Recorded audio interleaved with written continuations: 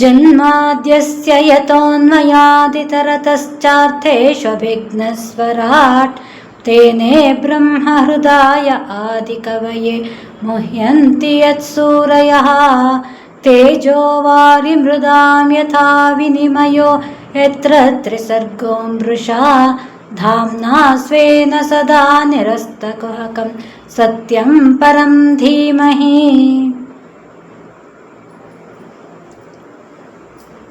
ಕಪಿಲನಾಗಿ ಅವತರಿಸಿದಂತಹ ಭಗವಂತ ನಮ್ಮ ಅಜ್ಞಾನವನ್ನು ಕಳೆಯುವಂತಹ ಮಾರ್ಗದರ್ಶನವನ್ನು ನೀಡ್ತಾ ಬರ್ತಿದ್ದಾನೆ.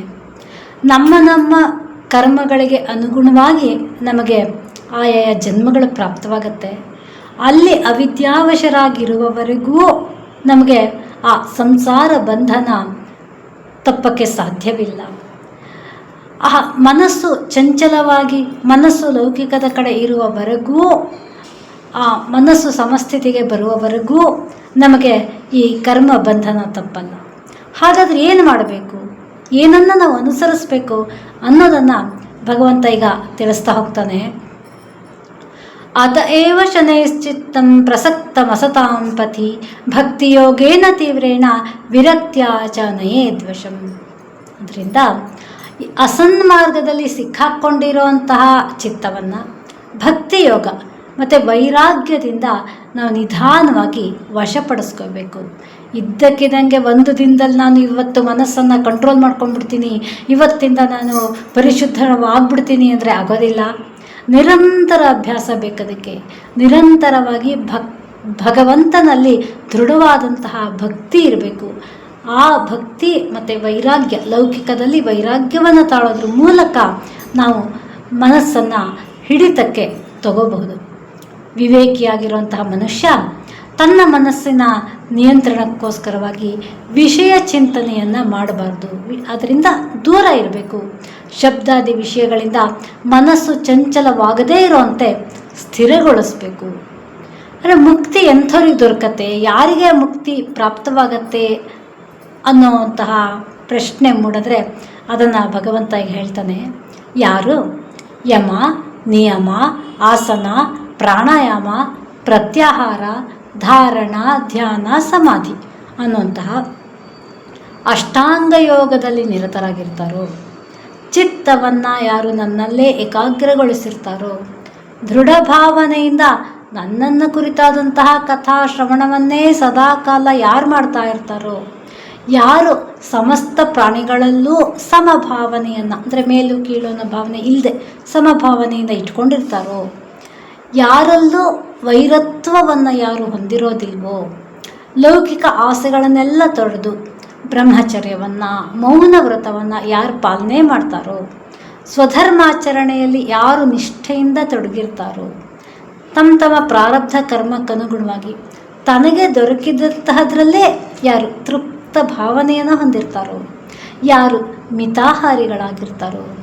ಏಕಾಂಗಿಯಾಗಿರ್ತಾರೋ, ಶಾಂತವಾದ ಸ್ವಭಾವವನ್ನು ಹೊಂದಿರ್ತಾರೋ, ಎಲ್ಲರಲ್ಲೂ ಪ್ರತಿಯೊಂದು ಜೀವಿಯಲ್ಲಿಯೂ ಮೈತ್ರಿ ದಯೆಯನ್ನು ಹೊಂದಿರ್ತಾರೋ, ಹಾಗೆ ಎಂದು ಅಧೈರ್ಯಕ್ಕೆಡೆಗೊಡದೆ ಧೈರ್ಯದಿಂದ ಯಾರು ಇರ್ತಾರೋ, ಈ ದೇಹನೇ ನಾನು ಅನ್ನೋಂತಹ ಭಾವವನ್ನು ಬಿಟ್ಟು ಪರಮಾತ್ಮನ ಅರಿವನ್ನು ಯಾರು ಪಡ್ಕೋತಾರೋ ಅಂತಹ ಆತ್ಮದರ್ಶಿಯಾದಂತಹ ಮುನಿಗೆ ಆ ಬ್ರಹ್ಮಪದ ನಿಶ್ಚಯವಾಗಿ ಸಿಗತ್ತೆ.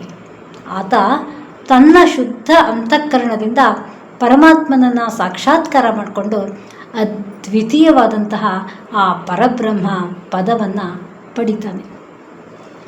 ಮುಕ್ತಿ ಅನ್ನೋದೊಂದು ದಿವ್ಯವಾದ ಫಲ. ಅದು ನಮಗೆ ಸಿಗಬೇಕಾದ್ರೆ ಅದಕ್ಕೆ ದೇಹ, ಮನಸ್ಸು, ಬುದ್ಧಿ ಇವೆಲ್ಲವೂ ಸಹ ಸನ್ನದ್ಧವಾಗಿರಬೇಕು. ಅಂತರಂಗ ಬಹಿರಂಗ ಶುದ್ಧವಾಗಬೇಕು. ಲೌಕಿಕ ವಿಷಯಗಳಿಂದ ಮನಸ್ಸನ್ನು ನಿಗ್ರಹಿಸಿ ಅದನ್ನು ಪರಮಾತ್ಮನ ಕಡೆಗೆ ಹರಿಸ್ಬೇಕು, ಅಲ್ಲೇ ನೆಲೆಗೊಳಿಸ್ಬೇಕು. ರಾಗದ್ವೇಷಗಳಿಂದ ಮುಕ್ತರಾಗಿರಬೇಕು. ಸಮಚಿತ್ತವನ್ನು ಹೊಂದಿ ಮೈತ್ರಿ, ಕರುಣೆ ಇಂತಹ ಭಾವವನ್ನು ನಾವು ತುಂಬಿಸ್ಕೋಬೇಕು. ಅಂದರೆ ಮೈತ್ರಿ ಅಂದರೆ ಅಲ್ಲಿ ನನಗೆ ಬೇಕಾದವರಲ್ಲಿ ಮಾತ್ರ ಸ್ನೇಹ ಭಾವ ಅಲ್ಲ, ಎಲ್ಲರಲ್ಲಿ ಯಾರನ್ನೂ ದ್ವೇಷ ಪಡದೆ ಎಲ್ಲರಲ್ಲಿ ಮೈತ್ರಿ, ದಯೆ, ಅನುಕಂಪ, ಕರುಣೆ ಇಂತಹ ಗುಣಗಳನ್ನು ನಾವು ಹೊಂದಿರಬೇಕು. ಈ ರೀತಿಯಾಗಿ ಅಂತಃಕರಣವನ್ನು ಶುದ್ಧ ಮಾಡಿಕೊಂಡು ಯಾರು ಸತತವಾಗಿ ಅಭ್ಯಾಸ ಮಾಡ್ತಾ ಇರ್ತಾರೋ ಅಂಥವ್ರಿಗೆ ಆ ಬ್ರಹ್ಮ ಪದವಿ ಪ್ರಾಪ್ತವಾಗಕ್ಕೆ ಸಾಧ್ಯ. ಚರಾಚರಗಳಲ್ಲೂ ಪರಮಾತ್ಮ ತತ್ವವೇ ಪ್ರಕಾಶಿಸ್ತಾ ಇರೋದನ್ನು ಕಂಡಂತಹ ಆ ಆತ್ಮಜ್ಞಾನಿ ಯಾರನ್ನು ದ್ವೇಷಿಸಕ್ಕೆ ಸಾಧ್ಯ? ನನಗಿಂತ ಇತರರು ಬೇರೆ ಅಂತ ಹೇಗೆ ತಾನೇ ಭಾವಿಸಕ್ಕೆ ಸಾಧ್ಯ?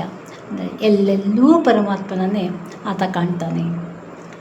ಸೂರ್ಯನನ್ನು ಅಧಿಷ್ಠಾತ್ರವಾಗಿ ಹೊಂದಿರುವಂತಹ ಈ ನೇತ್ರೇಂದ್ರಿಯದಿಂದಲೇ ಆ ಸೂರ್ಯನನ್ನು ನೋಡಬೇಕು, ಬೇರೆ ಇನ್ನೇ ಯಾವ ರೀತಿಯಲ್ಲೂ ನಾವು ನೋಡೋಕ್ಕೆ ಸಾಧ್ಯವಿಲ್ಲ. ಹಾಗೆ ಪರಮಾತ್ಮನಿಂದ ಅಧಿಷ್ಠಿತವಾದಂತಹ ಈ ಜೀವಾತ್ಮನ ಧರ್ಮದಿಂದಲೇ ಆ ಭಗವಂತನನ್ನು ನಾವು ಸಾಕ್ಷಾತ್ಕಾರ ಮಾಡ್ಕೋಬೇಕು. ಆ ರೀತಿಯಾಗಿ ಪ್ರಾರಬ್ಧ ಕರ್ಮವನ್ನು ನಿರ್ಮೂಲನಗೊಳಿಸ್ಕೊಂಡ ನಂತರ ಆ ಕರ್ಮದಿಂದ ಜನಿಸಿರುವಂತಹ ಶರೀರವನ್ನು ತ್ಯಜಿಸಿ ಪರಮಾತ್ಮನಲ್ಲಿ ಲೀನವಾಗೋದಕ್ಕೆ ಸಾಧ್ಯವಾಗತ್ತೆ. ಇಷ್ಟೆಲ್ಲ ಭಗವಂತನ ಮಾತುಗಳನ್ನು ಕೇಳ್ತಾ ಇದ್ದಂತಹ, ಶ್ರದ್ಧೆಯಿಂದ ಆಲಿಸ್ತಾ ಇದ್ದಂತಹ ದೇವಹೂತಿಗೆ ಮತ್ತೆ ಕೆಲವು ಪ್ರಶ್ನೆಗಳು ಬಂದವು. ಹಾಗಾಗಿ ಆಕೆ ಭಗವಂತನನ್ನು ಕೇಳ್ತಾಳೆ. ಯಾಕೆಂದರೆ ಎಲ್ಲೆಲ್ಲಿ ನಮಗೆ ಸಂಶಯ ಬರುತ್ತೆ ತಕ್ಷಣ ಅದನ್ನ ಪರಿಹಾರ ಮಾಡ್ಕೊಂಡು ಮುಂದಕ್ಕೆ ಹೋಗಬೇಕು. ಸಂಶಯವನ್ನು ಹಾಗೆ ಇಟ್ಕೋಬಾರ್ದು. ಭಗವಂತ ಗೀತೆಯಲ್ಲೂ ಹೇಳಿದಾನೆ, ಸಂಶಯಾತ್ಮ ವಿನಶ್ಯತಿ ಅಂತ. ಹಾಗಾಗಿ ಆಕೆ ಮತ್ತೆ ಪ್ರಶ್ನೆ ಕೇಳ್ತಾಳೆ, ಪುರುಷಂ ಪ್ರಕೃತಿರ್ಬ್ರಹ್ಮನ್ ವಿಮುಂಚತಿ ಕರ್ಹಿಚಿತ್ ಅನ್ಯೋನ್ಯಾಪಯಾಶ್ರಯತ್ವಾಚ ನಿತ್ಯತ್ವಾದನಯೋ ಪ್ರಭೋ. ಹೇ ದೇವ, ಪ್ರಕೃತಿ ಮತ್ತು ಪುರುಷ ಇವೆರಡೂ ಸಹ ನಿತ್ಯ ತತ್ವಗಳಾಗಿವೆ. ಇವೆರಡೂ ಒಂದನ್ನೊಂದು ಸದಾ ಆಶ್ರಯಿಸ್ಕೊಂಡಿವೆ. ಇವುಗಳಿಗೆ ಯಾವುದೇ ರೀತಿ ಪರಸ್ಪರ ಭೇದ ಉಂಟಾಗೋದಿಲ್ಲ. ಪ್ರಕೃತಿ ಪುರುಷನನ್ನು ಬಿಟ್ಟಿರೋದಕ್ಕೆ ಸಾಧ್ಯ ಇಲ್ಲ. ಹೇಗೆಂದರೆ ಪೃಥ್ವಿಯ ಗುಣ ಗಂಧ. ಆ ಗಂಧವನ್ನು ಬಿಟ್ಟು ಪೃಥ್ವಿ ಇರೋಕ್ಕೆ ಸಾಧ್ಯವಿಲ್ಲ. ಪೃಥ್ವಿ ಮತ್ತು ಗಂಧಗಳು ಒಂದನ್ನೊಂದು ಎಂದೂ ಬಿಟ್ಟಿರೋಕ್ಕೆ ಸಾಧ್ಯವೇ ಇಲ್ಲ, ಅವುಗಳ ಅಸ್ತಿತ್ವವೇ ಇರೋದಿಲ್ಲ. ಹಾಗೆ ನೀರಿನ ಗುಣ ರಸ. ನೀರು ಮತ್ತು ರಸ ಒಂದನ್ನೊಂದು ಬಿಟ್ಟಿರೋದಕ್ಕೆ ಸಾಧ್ಯವಿಲ್ಲ. ಅದರಿಂದ ಪ್ರಕೃತಿಯಿಂದ ಪುರುಷನಿಗೆ ಬಿಡುಗಡೆನೇ ಸಾಧ್ಯವಿಲ್ವಲ್ಲ. ಆಗ ನಾನು ಕೇವಲ ಪ್ರಕೃತಿಯಿಂದ ಭಿನ್ನವಾಗಿದ್ದೇನೆ ಅಂತ ಅನುಭವ ಆಗೋದಾದರೂ ಹೇಗೆ ಸಾಧ್ಯ ಅಂತ ದೇವಹೂತಿಯ ಪ್ರಶ್ನೆ ಮತ್ತೆ ಮುಂದುವರೆದು ಕೇಳ್ತಾಳೆ. ಕ್ವಚಿತ್ ತತ್ವಾವಮರ್ಶೇಣ ನಿವೃತ್ತಂ ಭಯಮುಲ್ಬಣಂ ಅನಿವೃತ್ತ ನಿವೃತ್ತತ್ವಾತ್ ಪುನಃ ಪ್ರತ್ಯವತಿಷ್ಠತೆ.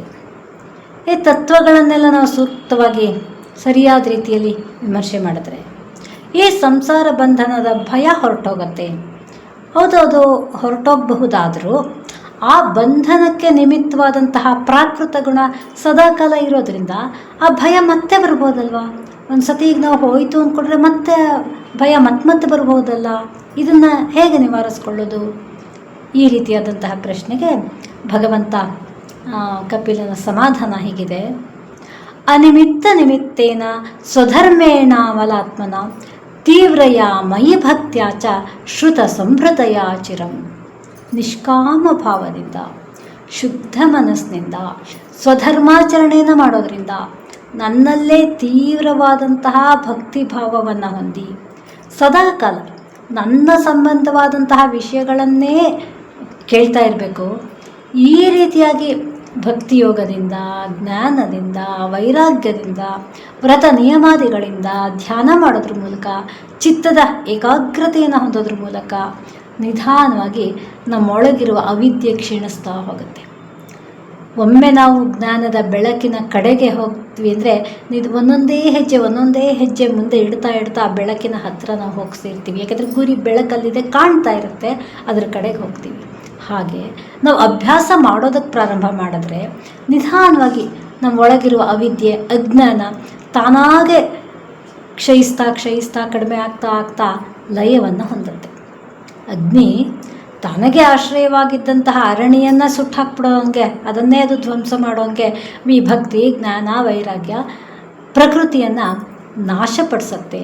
ಹಾಗಾಗಿ ಅಭ್ಯಾಸ ಮುಖ್ಯ, ನಿರಂತರ ಅಭ್ಯಾಸ.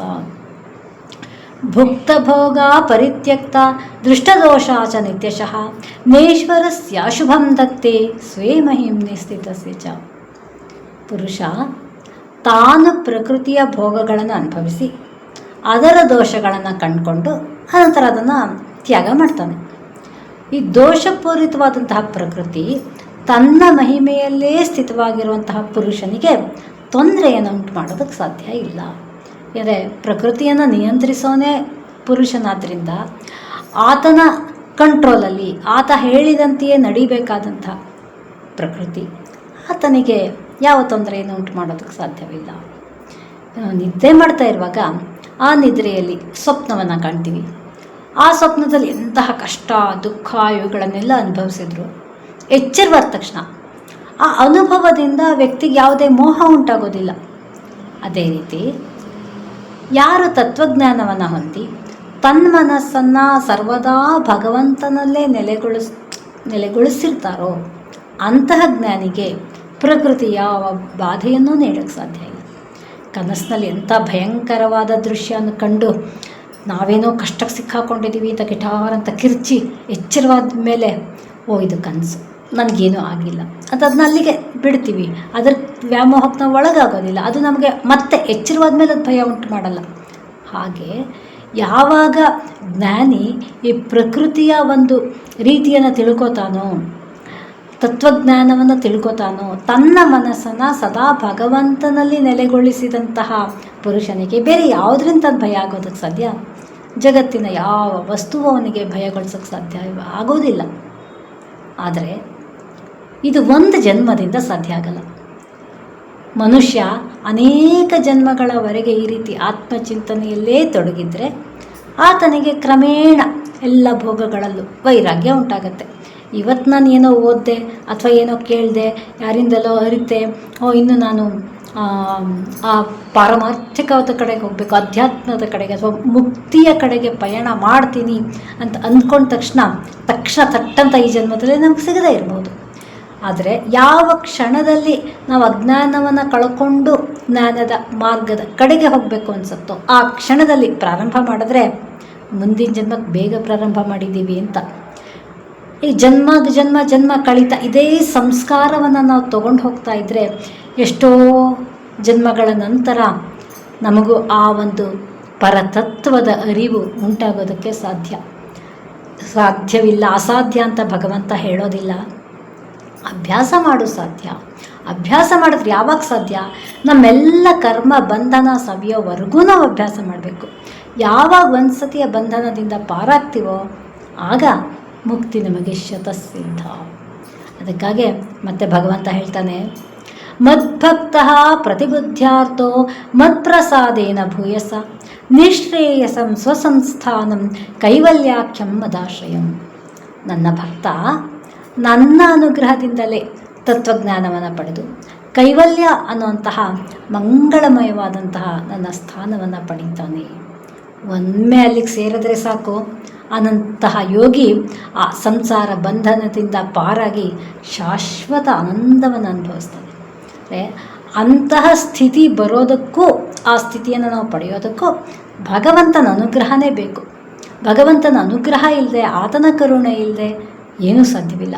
ಹಾಗಾಗಿ ನಾವು ಭಕ್ತಿಯಿಂದ ಭಗವಂತನಿಗೆ ಶರಣಾಗೋದು ಒಂದೇ ಅತ್ಯಂತ ಸುಲಭ ಮಾರ್ಗ. ಭಕ್ತಿ ನಾವು ಎಲ್ಲಿದ್ದರೂ ಹೇಗಿದ್ದರೂ ನಾವು ಭಕ್ತಿಯನ್ನು ತೋರಿಸ್ಬಹುದು. ಅದು ಅಂತಃಕರಣದಿಂದ ಒಳಗಿನಿಂದ ಬರೋದು.